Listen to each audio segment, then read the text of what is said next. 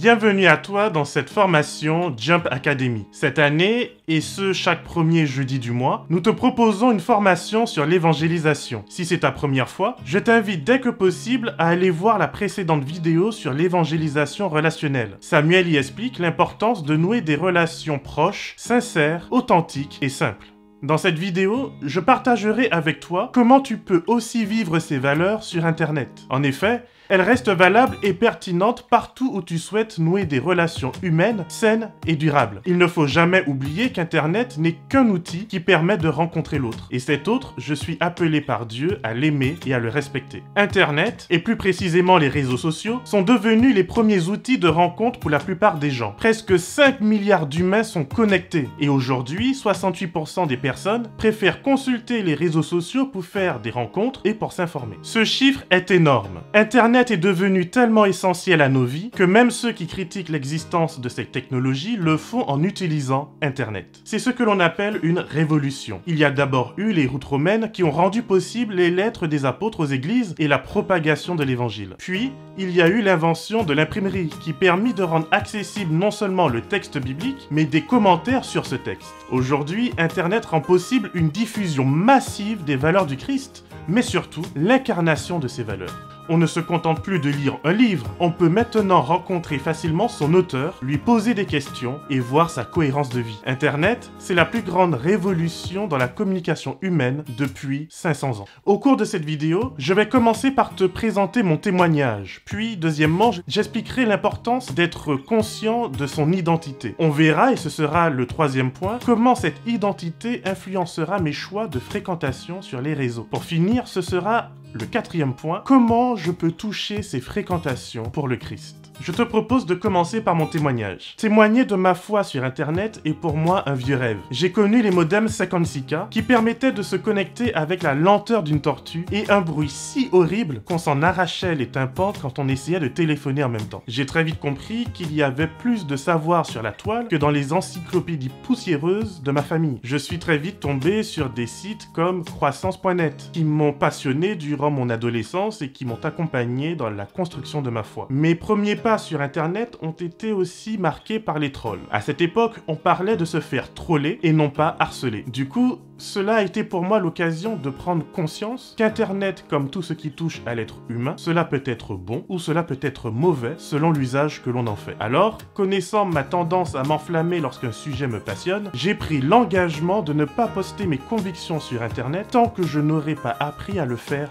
dans l'amour. Dans la lettre à Tite, au chapitre 3 et le verset 2, Paul invite les croyants à ne médire de personne, à être pacifiques, modérés et pleins de douceur envers toutes et tous. Or ça, et bien sûr Internet, c'est souvent difficile. On balance des convictions, mais on ne prend pas toujours la peine de connaître les personnes avec lesquelles on se dispute plus que l'on ne se parle. Quand j'étais en 3e année de théologie, j'ai voulu faire des vidéos pour témoigner de ma foi, mais très vite, je me suis rendu compte que non seulement je n'avais pas assez de maturité sur les sujets dont je voulais parler, mais que plus encore, je n'avais pas assez de douceur pour en parler. Or souvent, j'ai la tentation d'imposer mes croyances par la force lorsque je manque de conviction et de connaissance sur un sujet. Les conseils de Pierre dans 1 Pierre 3 verset 15, consistant à rendre compte de ma foi avec douceur et respect, n'avaient pas encore porté assez de fruits dans ma vie. Sais-tu que chaque minute, 350 000 tweets et 300 heures de vidéos YouTube sont postés sur Internet? Beaucoup de ces tweets, de ces Instagram, de ces vidéos YouTube véhiculent de la haine et de l'intolérance. La plus grande leçon que j'ai appris en tant qu'internaute, c'est que le numérique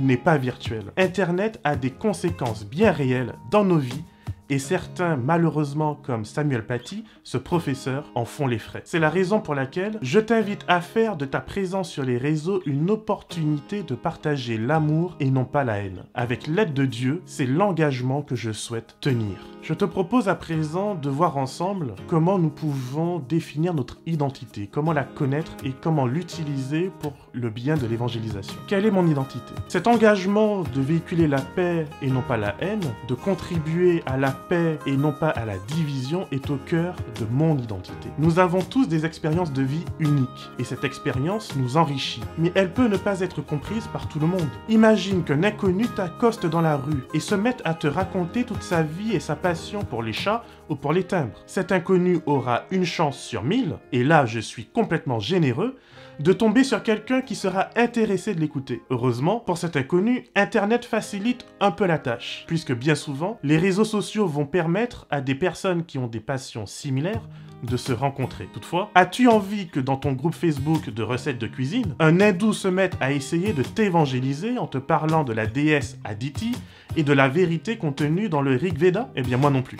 Par contre, cette personne aura peut-être plus de chance dans un groupe sur le yoga. Avoir une identité chrétienne, c'est connaître son histoire de vie, son témoignage et comprendre comment ce témoignage peut t'aider à entrer en contact avec des personnes qui seront touchées par ce récit de la présence de Dieu dans ta vie. La légitimité sur les réseaux ne s'acquiert pas par des titres ou des diplômes, mais par l'authenticité de son parcours de vie. Comme beaucoup d'autres, je préfère écouter un médecin qui soigne tous les jours des malades qu'un professeur académique qui n'a plus les pieds sur terre. Maintenant que je commence à réfléchir sur mon histoire et comment cette histoire marque mon identité, je te propose de voir ensemble comment cette identité, le fait de la connaître, me permet également de connaître mes limites. Les uns comme Paul sont envoyés vers les Grecs, tandis que d'autres, comme Pierre, vers les Juifs. Je ne peux pas tout faire, au risque de passer pour un cheveu sur la soupe. Puisque nous sommes bombardés de messages en permanence, il est important de comprendre que je ne serai crédible que si je prends la peine de connaître les personnes auprès desquelles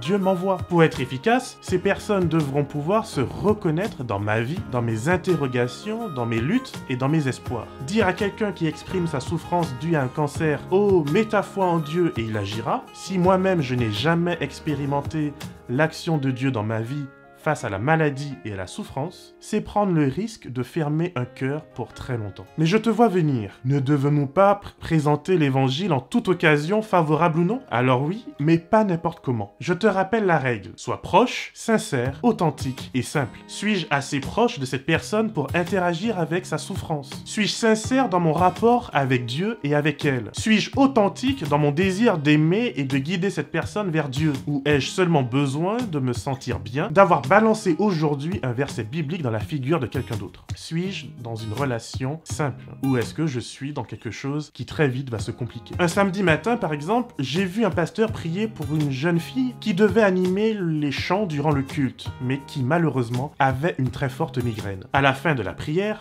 ce pasteur lui dit « Voilà maintenant, tu es guéri ». Malheureusement, j'ai vu cette jeune fille grimacer durant tout le culte sans oser dire quoi que ce soit, par crainte de contredire la puissance de Dieu. L'hypocrisie n'est jamais de la foi. Et cette leçon, je l'ai apprise à ce moment-là, et je la retiens avec moi pour tout ce que je fais aujourd'hui. Bon, tu me diras tout ça c'est bien, mais concrètement, comment on fait? Eh bien, je vais maintenant te présenter dans cette dernière partie 10 commandements du missionnaire 2.0. Premier commandement, prier, je prierai. Prier, c'est pas dire plein de mots à Dieu, mais ouvrir son cœur à sa présence et lui donner une chance d'en placer une. Deuxième commandement, Dieu, je respecterai. Dans Exode 34, Dieu dit à Moïse, « l'Éternel Dieu, miséricordieux et compatissant, lent à la colère, riche en bonté et en fidélité, qui conserve son amour jusqu'à 1000 générations, qui pardonne l'iniquité, la rébellion et le péché, mais qui ne tient point le coupable pour innocent. Mes propos et mes actions rendent-ils compte d'un Dieu miséricordieux? Commandement suivant, le fanatisme, j'éviterai. Avant de graver une idole dans la pierre, l'orfèvre doit se l'imaginer, se la définir et ensuite la graver. Le fanatisme est le fait d'adorer une image de Dieu en pierre, alors que nous sommes invités à garder le cœur ouvert à une révélation quotidienne de sa grâce. Prochain commandement, les autres, je respecterai. Dieu aurait pu donner 10 commandements uniquement sur le respect qu'on lui doit. Pourtant, il a choisi de partager sa loi la plus importante avec les humains. 6 commandements sont directement liés au respect les uns envers les autres. Et cela nous mène au prochain commandement. Je ne convoiterai pas le succès de mon prochain. Il est trop facile de se comparer aux autres et d'envier leur succès. Mais n'oublie pas que si tu envies le succès de l'autre, envie aussi ses peines et ses efforts. Prochain commandement, régulier et constant, je serai. Au début, il est normal de se chercher, mais il est important de trouver son rythme et son audience. Ne cours pas après le buzz et la popularité. Voici le prochain commandement que je te propose. De mes abonnés, je prendrai soin. Il est facile de se décourager lorsque l'on voit seulement 2, 3 ou 17 vues sur une vidéo qui nous a pris du temps. Même si tu n'as que 5 abonnés, prends soin d'eux. Sois fidèle dans les petites choses et regarde Dieu t'en confier de plus grandes. De ma santé mentale, je prendrai soin. Internet peut être un endroit brutal, où les personnes peuvent me critiquer sans même avoir regardé mes vidéos ou mes articles. Protège-toi, Demande à quelqu'un de confiance de t'aider à modérer ton ministère si tu en as besoin. Sois prudent. 9e commandement. Je serai persévérant. La persévérance est le critère le plus important de réussite sur Internet. Et cela nous mène au 10e et dernier commandement. Des vacances, je m'accorderai. Les réseaux sont conçus afin d'exploiter le système hormonal de récompense, l'oxytocine. Chaque like, chaque commentaire, même négatif, peuvent me procurer un sentiment de bien-être et d'excitation qui deviennent addictifs. Sois prudent, autorise-toi des coupures, prends du repos. Te voilà sur les starting blocks de ton ministère sur Internet. Peut-être es-tu encore sceptique ou connais-tu des sceptiques autour de toi qui te demandent pourquoi ne pas se contenter de distribuer des flyers dans la rue. Après tout, c'est l'une des méthodes que l'on a utilisées depuis des décennies avec efficacité, non? Je te laisse quelques citations de l'une de nos pionnières qui a refusé tout dogmatisme dans les méthodes d'évangélisation. Voici la première. Perfectionner nos méthodes. Il ne saurait exister de règles intangibles. Notre œuvre est en mouvement. Et il faut faire en sorte que nos méthodes soient améliorées. Mais sous la direction du Saint-Esprit, l'unité doit être sauvegardée. Voici la suivante. Être à la page. On trouvera des moyens pour atteindre les cœurs. Quelques-unes des méthodes employées dans la cause de Dieu seront différentes de celles utilisées autrefois dans notre œuvre, mais que personne n'en tire argument pour faire obstruction par ses critiques. Nouvelle vie et nouveaux plans. Il nous faut des hommes qui prient le Seigneur pour obtenir la sagesse, qui apportent une vie nouvelle dans les vieilles méthodes de travail et peuvent imaginer de nouveaux plans pour éveiller l'intérêt des membres d'Église afin d'atteindre les hommes et les femmes de ce monde. La dernière, à public différent, méthodes différentes. N'oublions pas qu'il nous faut employer des méthodes diversifiées si nous voulons toucher à salut différentes catégories de personnes. Si tu es parvenu jusqu'à la fin de cette vidéo, alors c'est que tu te sens sûrement appelé à porter la bonne nouvelle du prochain retour de Jésus-Christ sur Internet. Je prie pour que Dieu t'accompagne, te fortifie, t'inspire dans la route que tu dois prendre. En tant que chrétien, je me sens personnellement appelé par Dieu à aller vers le continent numérique et à y apporter la bonne nouvelle de l'amour de Dieu. Jésus, avant sa mort, a prié son Père non pas de nous enlever du monde, mais de nous préserver du mal. Si tu te sens appelé par Dieu, alors tu peux commencer à l'instant même. Like cette vidéo, partage cette vidéo et abonne-toi à la chaîne YouTube de la Fédération. Tu y trouveras du contenu pour tous les âges et tous les publics. Prie pour que Dieu t'aide à partager les bonnes vidéos avec les bonnes personnes. Que le Seigneur te garde et te bénisse et qu'il fasse de toi une source de bénédiction.